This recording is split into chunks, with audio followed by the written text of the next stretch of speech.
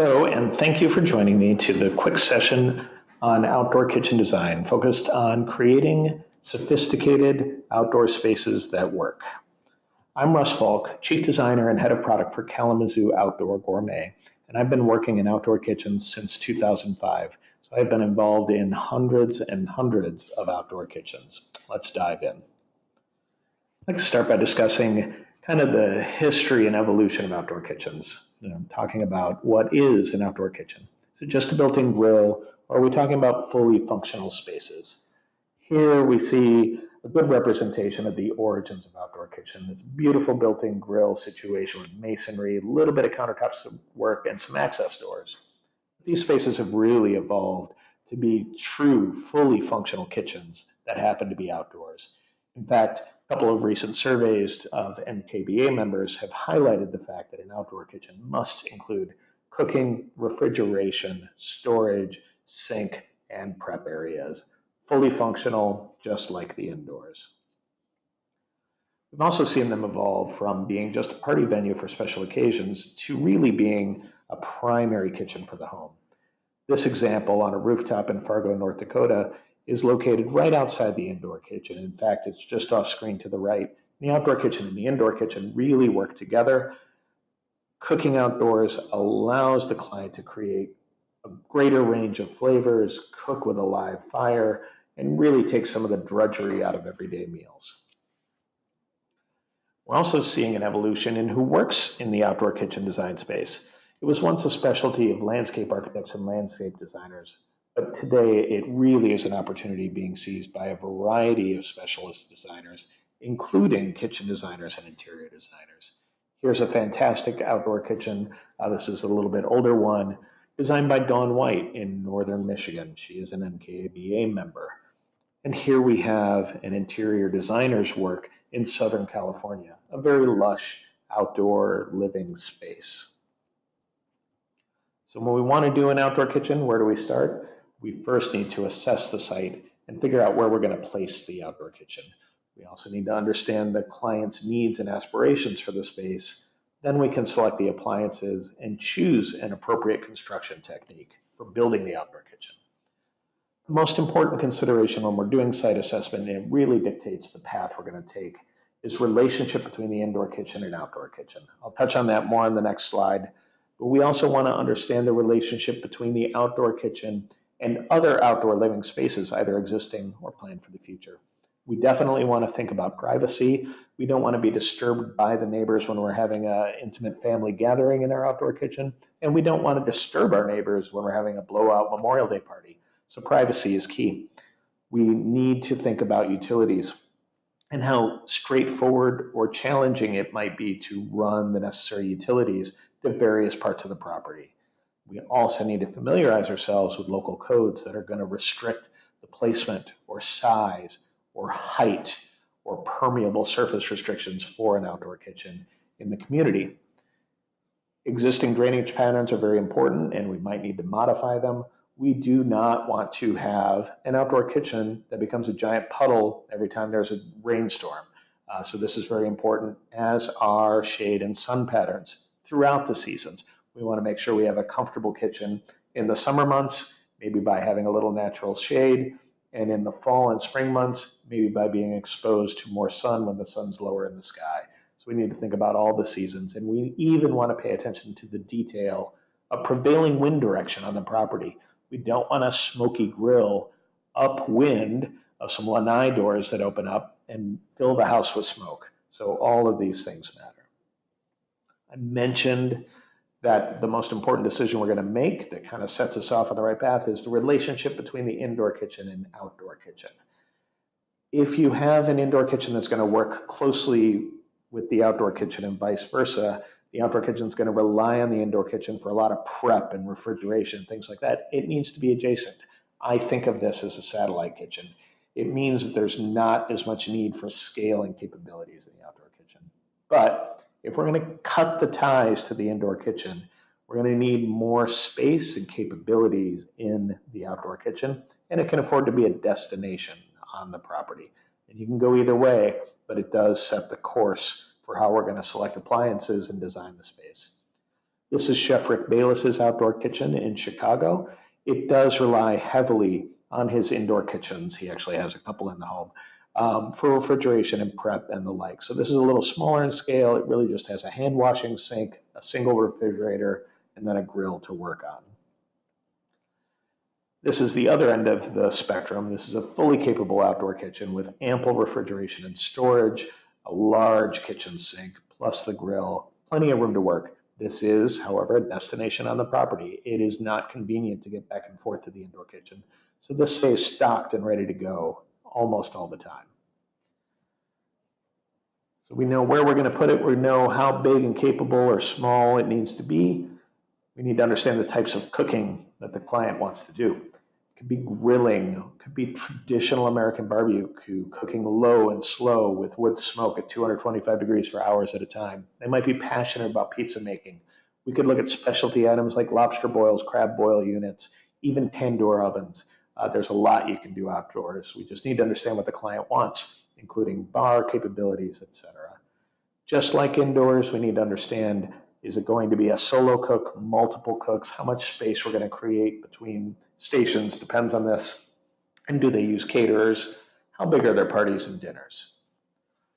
We need to have some frank conversations with our clients to understand their tolerance for maintenance and even cleanup. I like to use relatively carefree materials, but they do need to know what they're getting in for when it comes to winterizing appliances and plumbing. Perhaps sealing the countertops or patio material. If they're after a wood look, they need to understand the maintenance that's going to be involved there.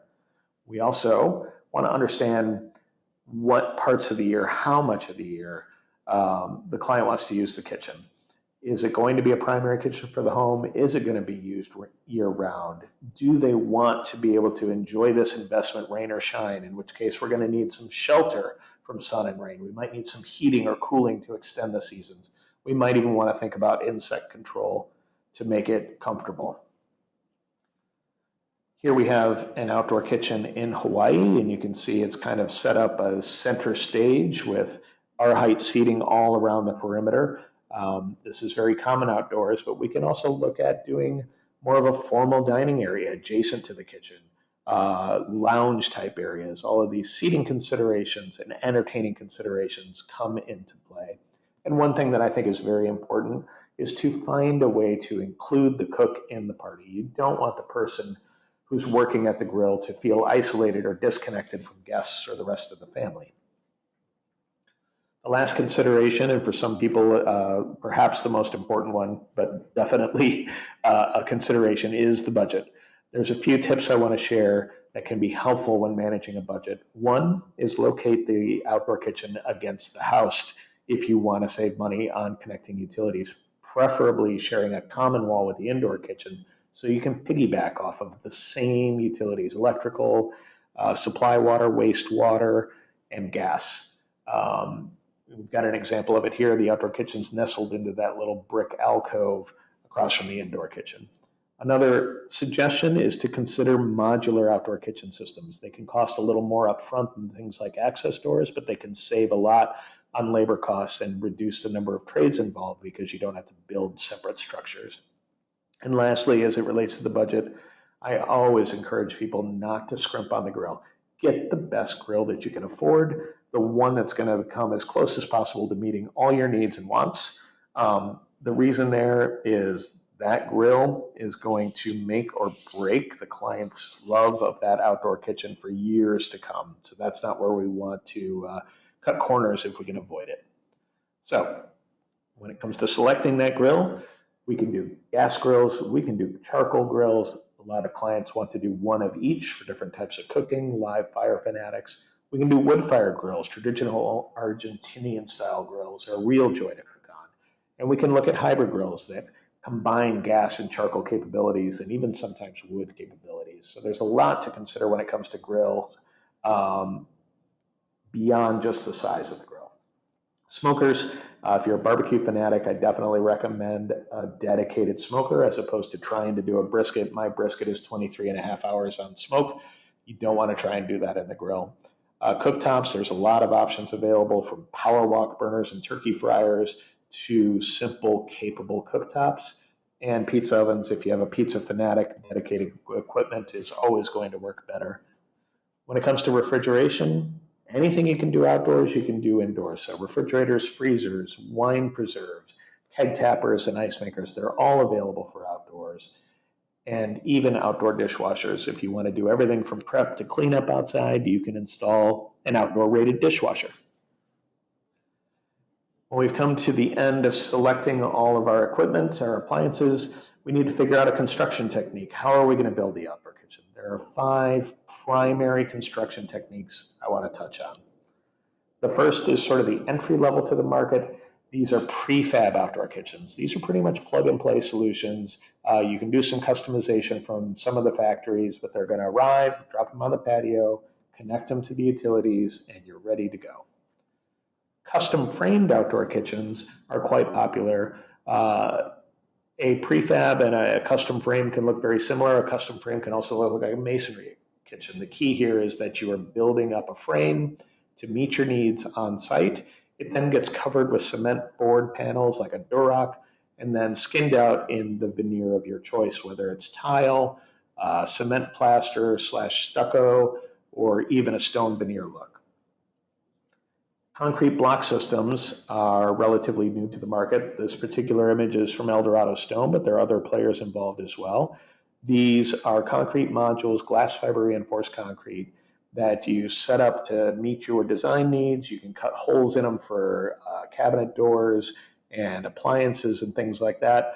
The end result is very similar to a custom framed kitchen, but we've skipped ahead, we've missed the framing labor, and we've gotten to the point where we're ready to put on the veneer of our choice. At the very high end of the market, we find clients like the stone look, but they want it to be true stone masonry as opposed to just a veneer. So the end aesthetic can be very similar to the previous 2 options we've shown. The difference is it's all stone.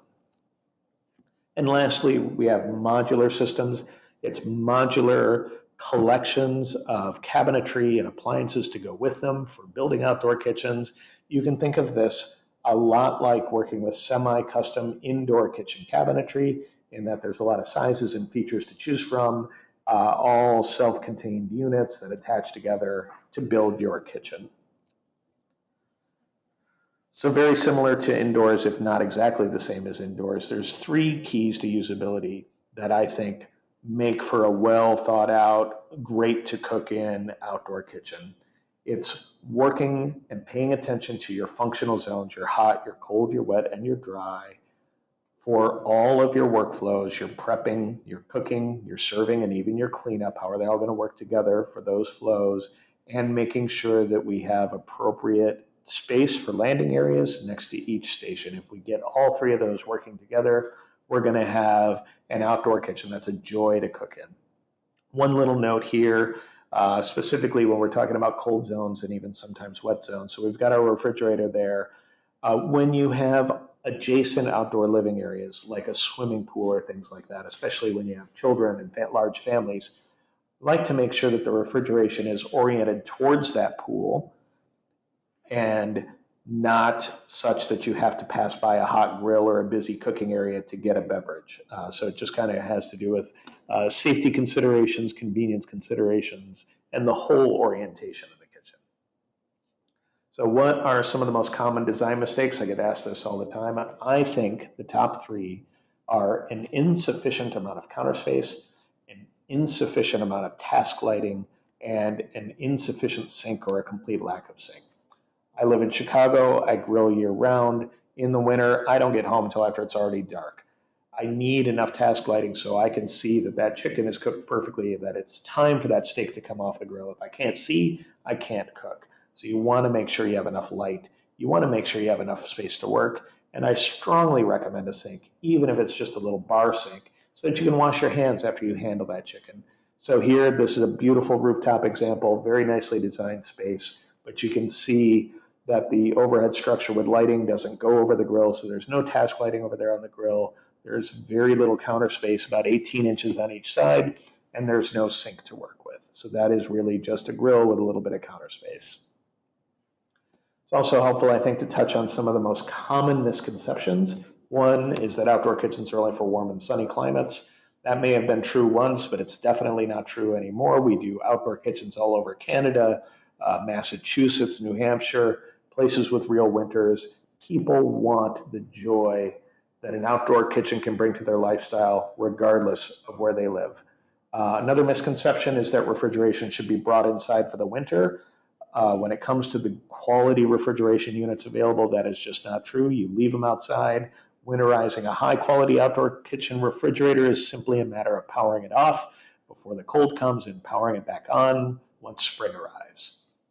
Another misconception is that all appliances need a cover. The good equipment does not need to be covered. In fact, with something like a refrigerator, you don't want to cover it. The worst thing you could do is trap moisture inside. Good quality outdoor kitchen appliances are meant to handle the elements. They're meant to handle water. If they take in water, they have means for that water to leave. So we don't want to interfere with that with covers sometimes. A grill cover, things like that, they can be great for keeping things clean, but I do stress the importance of a breathable cover. Last misconception to touch on, stainless steel can't handle salt air. At the upper end of the market, when you're dealing with 300 series stainless steel, as long as you take care of it, it can last for decades when exposed to salt air. If you do want a little extra corrosion resistant for somebody right on the ocean in Malibu, for example, you might upgrade the equipment from 304 series stainless steel to 316 marine grade stainless steel. That is an option from some manufacturers. It does add to peace of mind with the additional corrosion resistance. So here we have an example of an outdoor kitchen on a roof in Manhattan, designed by a prominent interior designer. I show this because the homeowner here is very proud of telling us it is her children's job, her teenage boy's job, to shovel a path between the indoor kitchen and that grill so that she can use her grill year round. So you don't have to be in the Sun Belt to enjoy your outdoor kitchen. There's a couple of design and construction tips I do want to make sure I leave you with. One, I highly recommend drip edges on the countertops for outdoor kitchens, at least ones without a roof, so they're exposed to the rain. Water management is just something that's very helpful. So you can see that little notch in the bright orange countertop there, illustration. That little notch is your drip edge. I highly recommend it. Another thing is to put your ground fault interrupt, your electrical GFI, in the home's breaker panel as opposed to each outlet. So you can run the entire outdoor kitchen off of 1 or 2 circuit breakers in the panel that are GFI breakers. That meets the requirements of code for safety when it comes to water and things like that. The big difference there is if you go with the conventional one, like the outlet you might find in your indoor kitchen with the little reset button on the outlet, if you have that buried down in behind an under counter refrigerator and it trips, you have to drag the refrigerator out to reset the outlet. If you do it in the breaker panel instead, you can just reset the whole kitchen without having to drag things in and out. Another little tip, slip resistant patio materials. This is for safety. An outdoor kitchen can be not only wet, but also greasy. We don't want people slipping and falling, so we want to have the same criteria for our outdoor kitchen flooring or patio as we do for a pool deck. It's a safety consideration. And lastly, as a comfort consideration, we want to make sure that we choose a countertop and a countertop material and color that stays cool in direct sunlight. It's amazing how hot an outdoor kitchen countertop can get in the sun, and a hot countertop definitely makes for an unhappy cook. So I want to thank some of the people on the screen here. These designers and firms provided the examples that you saw today. And we do have some resources available too. You can see them on the screen here, but the most important thing is email. You can email outdoor kitchen design questions at any time to us via design@kalamazoogourmet.com. No question is too small or too big, and all questions get an answer. So thank you for your time. I hope you have learned a tidbit or two today that's helpful, and I appreciate your participation.